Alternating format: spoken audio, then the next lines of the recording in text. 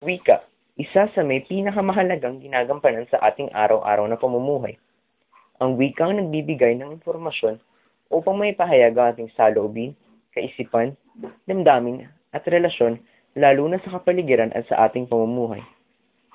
Dito sa Pilipinas, Filipino ang wikang pambansa. Ngunit paano nga ba napagdesisyonan na ito ang wikang pambansa? Sino-sino nga ba ang gumawa ng malaking desisyon na ito? Bago natin sagutin ang bagay na ito, ating balikan ang kasaysayan ng pagdevelop ng wika sa Pilipinas. Ano nga ba ang mga unang wikang ginamit bago natuklasan ang ating wika?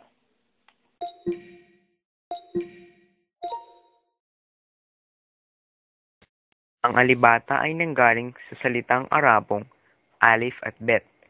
Ito ang pinakaunang wika at letrang ginamit sa Pilipinas. Tinatawag din itong baybayin. Ito ang mga titik na nakapaloob sa alibata. Sa pagdating ng mga Kastila, unti-unting napalitan ang alibata ng alpabetong Romano. Taong 1565, sinalaki ng mga Kastila ang Pilipinas. Doon na nagsimula ang kanilang 333 taon na pagkontrol sa Pilipinas. Maraming impluwensya ang mga Kastila sa Pilipinas. Ang pinakamahalaga ay ang Kristyanismo. Hindi man tayo sadyang tinuruan ng kanilang wika, ipinakilala naman sa atin ang alpabetong Romano.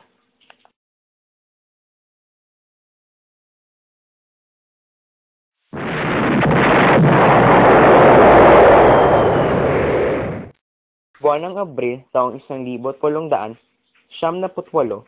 sumiklab ang labanan sa pagitan ng Espanya at Amerika. Nagtagumpay ang mga Pilipino dahil natalo ang mga Kastila, katulong ang mga Amerikano. Idineklara ang kalayaan noong 12 ng Hunyo, 1878 sa Kawit, Cavite, sa pangunguna ni General Emilio Aguinaldo.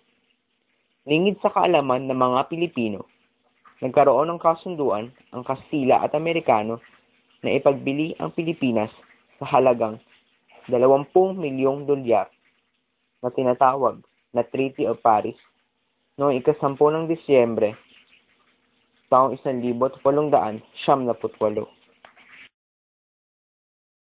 Ang pinakamalaking binahagi ng Amerikano ay ang edukasyon. Di tulad ng Kastila, itinuro nila ang kanilang wika, ng Ingles.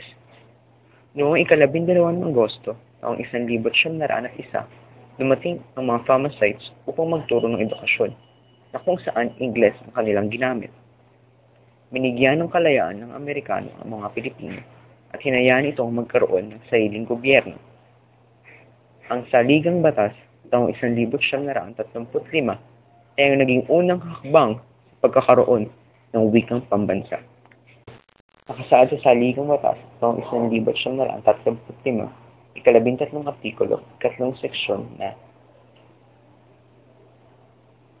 sa pangunguna ni Manuel L. Quezon, nabuo ang surian ng wikang pambansa. Tungkulin ng SWP na maghirang ng wikang pambansa mula sa mga katutubong wika. At sa wakas, napili ng SWP ang Tagalog bilang batayan ng wikang pambansa. At noong 30 ng Disyembre taong 1935, ipinroklama ni Manuel L. Quezon na Tagalog ang wikang pambansa.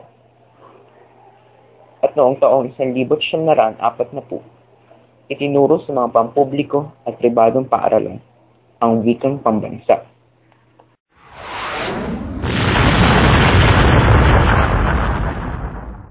Noong sumiklab ay ikalawang digmaan, nagkaroon ng pagbabago sa wikang pambansa. Idineklara na ang wikang Hapon at Tagalog ang gamitin bilang opisyal ng mga wika. Di naglaon ay natalo ng mga Amerikano at Pilipino ang mga Hapon. Sila ay formal na sumuko noong 2 ng Setyembre taong 1945. Nagbalik ang wikang pambansa at pinalaya ng Amerikano ang Pilipinas na naganap noong 4 ng Hulyo taong 1946. At noong taong 1959, nagbaba ng kautusan si George B. Romero na tawaging Pilipino ang wikang pambansa upang maiwasan ang katagang wikang pambansa batay sa Tagalog. Bilang Tagal ay pinalitan ng katawagan sa wikang pambansa. Mula sa Pilipino, ito ay naging Filipino. Ito ay nakasaad sa konstitusyon ng taong 1973. Sa pagtawag na Pilipino sa wikang pambansa, ay napalitan din ng surian ng wikang pambansa ng Komisyon sa Wikang Filipino na inaprobahan ni Pangulong Aquino. Noong taong 1977, nilagdaan ni Pangulong Ramos ang proklamasyon bilang 1941 na nagpapahayag ng taunang pagdiriwang ng wikang pambansa sa buwan ng Agosto. Sa kasalukuyan, ginagamit ang wikang Ingles at Filipino sa mga pampubliko at pampribadong paaralan. Sa ating pagbabalik sa kasaysayan ng pagdevelop ng wika sa Pilipinas, pakita natin ang pagsasailalim ng Pilipinas sa mga bansang Espanya, Amerika at Hapon. Sinadyaman o hindi na ituro ng mga bansang ito ang kanilang mga wika, naging bahagi na ito ng wikang Filipino. Ilan sa mga salitang Kastila na naging bahagi ng wikang Filipino ay ang bangko, silya at ensalada. Samantalang ang ilan naman sa mga salitang Pilipino na hango sa wikang Ingles ay high school, computer at tricycle. Ipinapakita lamang nito kung gaano kaganda ang wikang Filipino. At sa makatuwid, dapat itong pagyabungin at pagyamanin. Bilang mga Pilipino, tungkulin natin na paigtingin ang ating wika. Gamitin natin ang Pilipino ng taas noo. Ipakita natin sa buong mundo kung gaano rin kaganda ang ating pinakamamahal na wika. Nasa ating mga kamay ang patuloy na pagdevelop ng wikang Filipino. Sabi nga ng ating pambansang bayani, ang hindi magmahal sa kaniyang salita, mahigit sa hayop at malansang isda.